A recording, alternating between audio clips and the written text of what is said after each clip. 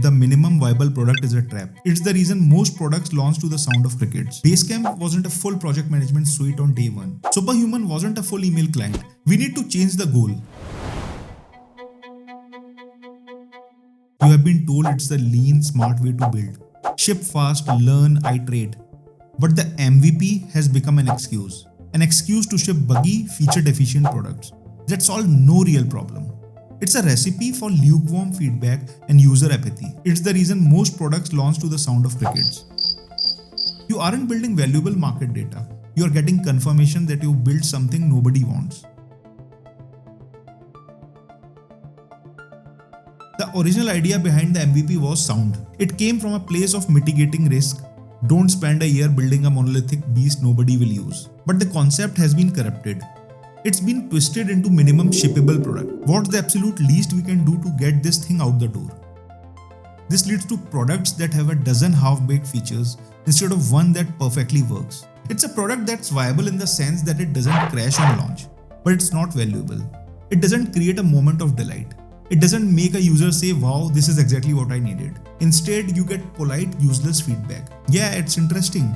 Let me know when you add X, Y, and Z, and that's a dead sentence. They are not coming back. The MVP trap convinces you are learning, when all you are doing is confirming your solution is too weak to matter. We need to change the goal. The goal is not to build a minimum viable product. The goal is to build a minimum lovable product, an MLP. An MLP is not about doing less.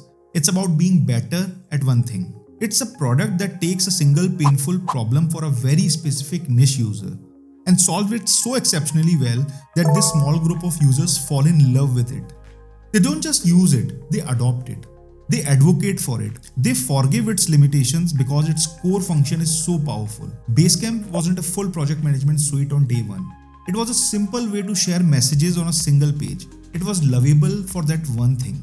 Superhuman wasn't a full email client. It was the fastest email experience in the world for a small group of keyboard shortcut obsessed executives. It was lovable for its speed.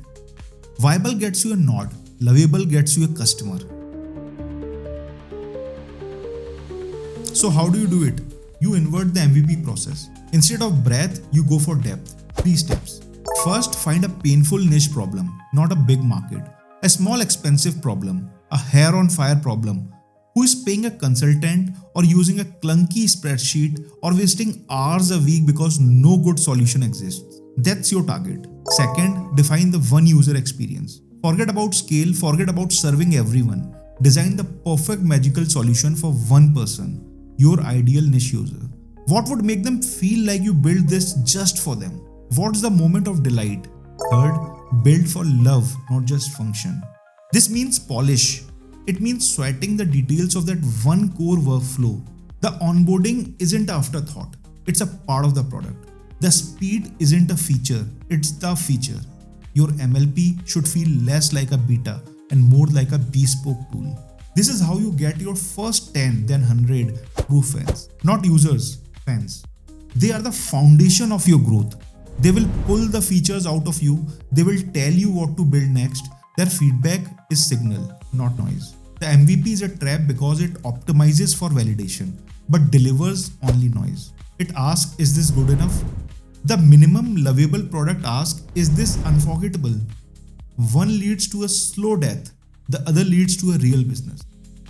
So before you scope your next feature or your next product, stop and ask yourself, are you building another forgettable MVP or are you building something lovable? And the answer will define your trajectory.